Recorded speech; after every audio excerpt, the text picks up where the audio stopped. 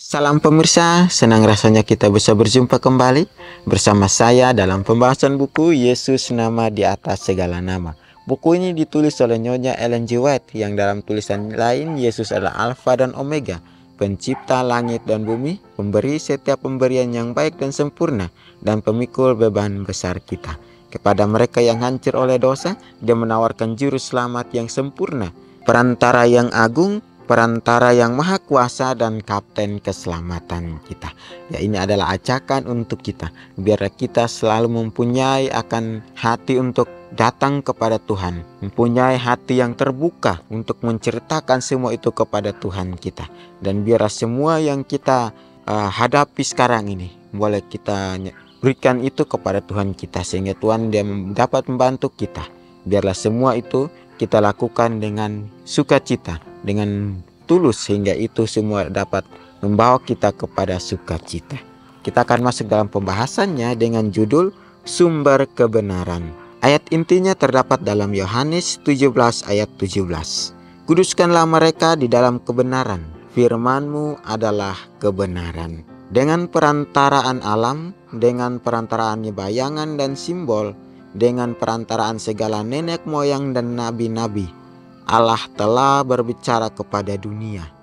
Pelajaran harus diberikan kepada manusia dalam bahasa manusia. Utusan perjanjian itu mesti berbicara. Suaranya mesti terdengar dalam bait sucinya sendiri. Kristus mesti datang untuk mengucapkan kata-kata yang harus dimengerti dengan jelas dan pasti. Ia, sumber kebenaran itu, wajib memisahkan kebenaran dari sampah ucapan manusia yang telah membuat kebenaran itu tidak berhasiat. Asas-asas pemerintahan Allah dan rencana penebusan harus diterangkan dengan jelas. Segala pelajaran perjanjian lama harus dibentangkan dengan lengkap di hadapan manusia. Ya, di sini juga dikatakan bahwa Ia sumber kebenaran, wajib memisahkan kebenaran dari sampah ucapan manusia. Apa yang kita bicarakan, apa yang kita ucap, biarlah kita selalu menjaga akan ucapan ini, sehingga tidak membawa akan ucapan-ucapan yang salah atau ucapan-ucapan yang bertentangan dengan hukum Tuhan. Di sini juga dikatakan sumber kebenaran. Ya, kita tahu sumber kebenaran itu dari mana? Itu berasal dari Tuhan. Tuhan Dia sudah menjanjikan, Tuhan telah berbicara kepada kita bahwa pelajaran harus diberikan kepada manusia dalam bahasa manusia. Setiap apa yang Tuhan katakan, setiap apa yang Tuhan bicara dengan umat-umatnya pada zaman dulu, yaitu hal yang sama dalam kehidupan kita. Ya, kita terima akan semua itu, terima akan semua kebenaran itu. Ya, kita ada utusan Tuhan.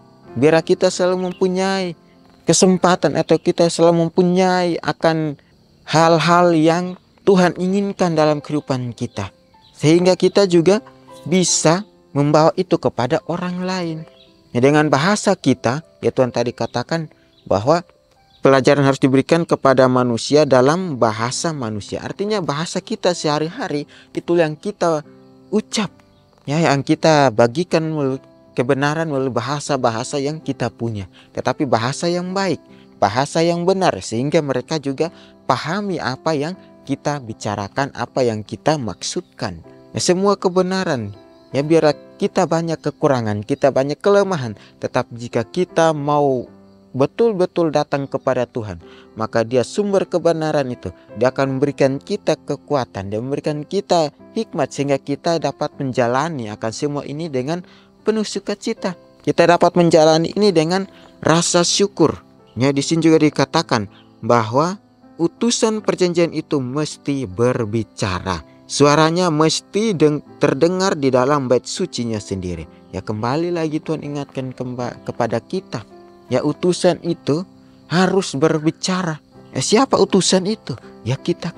Tuhan mengutus kita untuk berbicara, untuk menceritakan akan hal-hal yang Tuhan sudah lakukan pada zaman dulu. Ya, Tuhan ingin juga suaranya terdengar di dalam bait sucinya, di dalam gereja-gereja atau sinagog, supaya kita saling melengkapi di dalam bait suci itu kita mendengar akan suara Tuhan, sehingga kita bisa mempraktekkan itu. Kita saling melengkapi, kita saling bersatu, sehingga apa yang didengar itu menjadi karakter kita untuk kita dapat praktek itu, menjadi tabiat kita untuk kita lakukan itu. Karena Tuhan sudah katakan di dalam bait suci pun harus terdengar suara itu. Nah, kita harus mendengar suara Tuhan itu melalui firman yang Dia sudah berikan kepada kita. Ya, biarlah kita selalu mempunyai akan roh kerendahan hati. Kita selalu mempunyai akan hati yang mau menerima akan pekabaran Kristus, hati yang mau menerima akan janji Kristus, sehingga kita pun dapat diberkati Tuhan. Ya, kita punya banyak kekurangan, tetap jika pakai kekurangan kita untuk melakukan hal-hal yang benar, untuk melakukan hal-hal yang baik, maka Tuhan akan berikan kita kekuatan, Tuhan akan memberikan kita kedamaian. Biarlah ini menjadi suatu contoh di dalam kehidupan kita. Ya, di sini juga dikatakan bahwa sumber kebenaran itu wajib memisahkan kebenaran dari sampah ucapan manusia yang telah membuat kebenaran itu tidak berkhasiat. Kembali lagi, yang kita ucapkan ini ucapan yang kotor atau ucapan yang baik, atau kita ucapkan ini seakan-akan kita mau supaya kita tidak membagikan kebenaran itu, sedangkan kita mau membagikan kebenaran itu kepada orang lain. Yang kita keluarkan kata-kata ini ya tidak sesuai, kata-kata ini yang salah. Ya, Tuhan akan memisahkan itu sehingga kebenaran itu dapat berkhasiat, kebenaran itu dapat berjalan lancar. Mungkin kita tahu semuanya, kita umat-umat Tuhan, kita sudah pahami apa yang Tuhan inginkan, tapi kita salah untuk mengambil tindakannya, tapi kita salah untuk melakukannya. Dan biarlah dengan kesempatan ini kita mau berubah, kita mau melakukan itu kehendak Tuhan setiap harinya. Asas-asas pemerintahan Allah dan rencana penebusan harus diterangkan dengan jelas. Segala pelajaran perjanjian lama harus dibentangkan dengan lengkap di hadapan manusia. Ya, kita tidak lari dari perjanjian lama, karena perjanjian lama ini adalah sebuah perjanjian atau kitab yang dapat membuat karakter kita atau tabiat kita untuk terus melihat Kristus, untuk terus melihat hal-hal kebaikan dari Kristus, contoh-contoh atau teladan-teladan yang baik dari Kristus, sehingga kita pun dapat melakukan itu di dalam kehidupan kita. Biarlah kita selalu menanam benih itu yang baik, sehingga kita juga tabur benih yang baik. Nah, inilah pelajaran kita.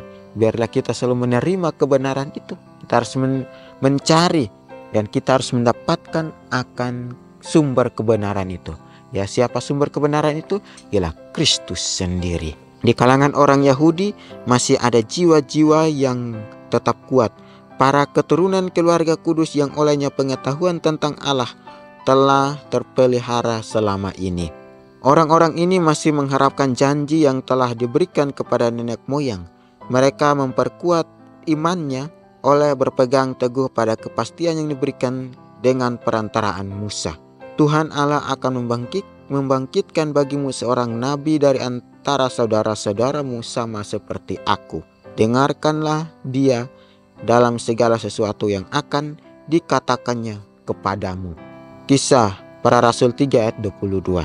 Kembali mereka membaca bagaimana Tuhan akan mengurapi seorang untuk menyampaikan kabar baik kepada orang-orang sengsara, merawat orang-orang yang remuk hati untuk memberitakan pembebasan kepada orang-orang tawanan, dan untuk memberitakan tahun rahmat Tuhan. Yesaya 61 ayat 1 dan 2. Baik, ya, di sini juga dikatakan, diingatkan kembali kepada kita bahwa dengarkanlah dia dalam segala sesuatu yang akan dikatakan kepadamu.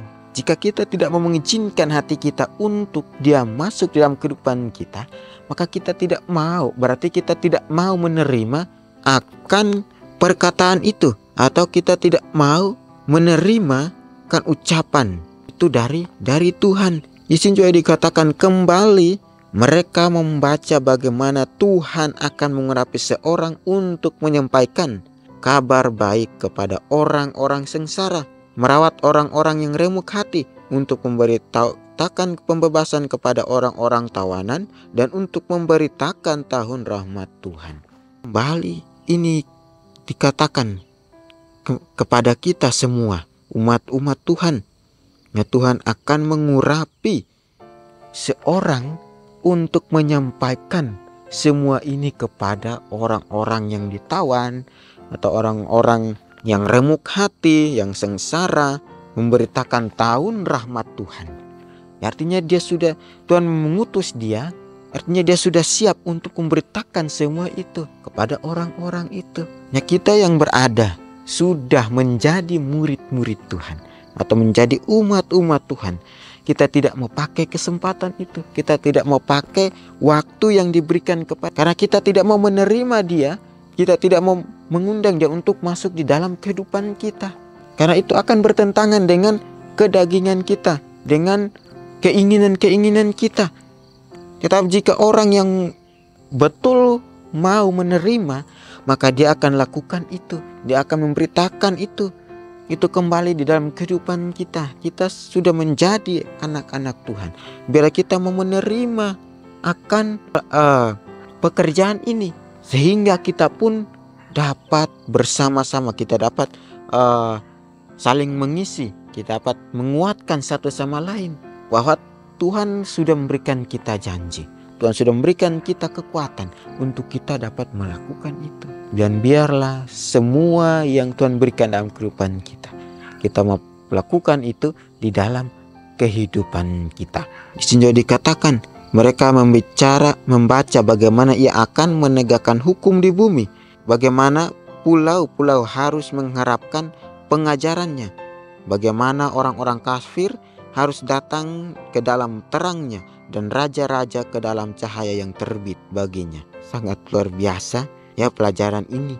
Sendiri dikatakan bahwa mereka membaca bagaimana ia akan menegakkan hukum di bumi, bagaimana pulau-pulau harus mengharapkan pengajarannya, bagaimana orang-orang kafir harus datang ke dalam terangnya. Kembali lagi Tuhan ingatkan dalam kehidupan kita.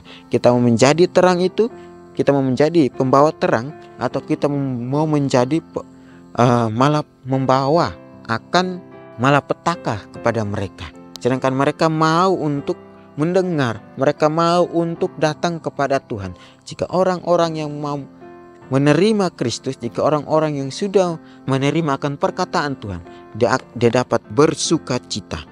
Ya, di sini dikatakan bahwa dia datang dalam terangnya, dan raja-raja ke dalam cahaya yang terbit baginya. Punya cahaya kemuliaan, cahaya berkat Tuhan itu selalu turun kepada orang yang mau belajar, orang yang mau mengikuti akan kehendak Tuhan.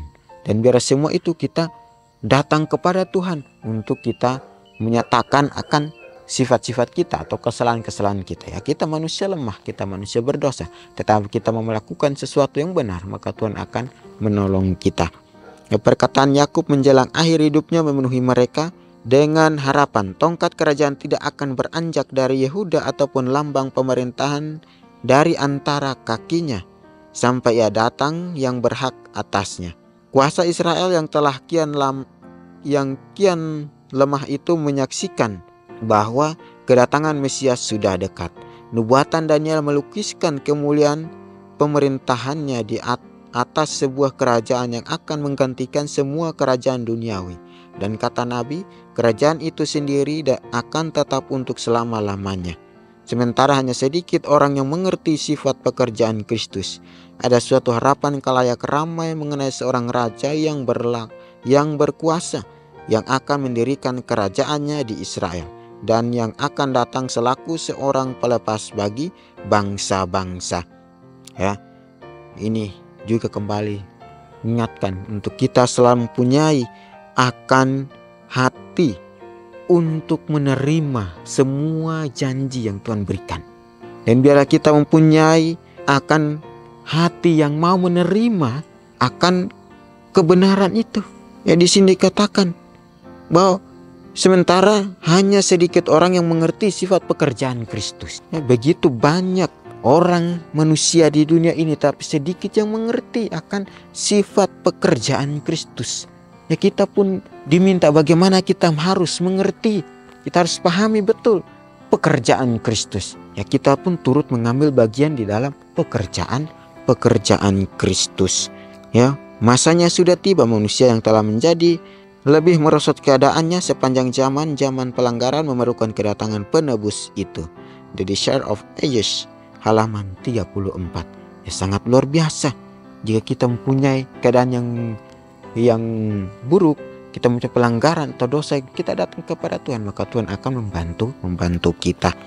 Ya, apakah saya tahu bagaimana membedakan kebenaran dari kesalahan? Kembali di dalam kehidupan kita. Mungkin satu pelajaran yang baik untuk kita. Tuhan mengizinkan semuanya itu terjadi. Jika kita melihat hal-hal yang baik, kita melihat hal-hal yang benar, maka kita praktekkan itu di dalam kehidupan kita, sehingga kita pun terus melakukan yang benar. Dan biarlah semua ini kita mau datang kepada Tuhan, karena Tuhan adalah sumber kebenaran kita, sumber hikmat dan sumber berkat bagi kita semua. Biarlah nasihat firman Tuhan ini dapat membawa kita kepada satu sukacita. Kita akan berjumpa lagi di kesempatan berikutnya dan Tuhan memberkati.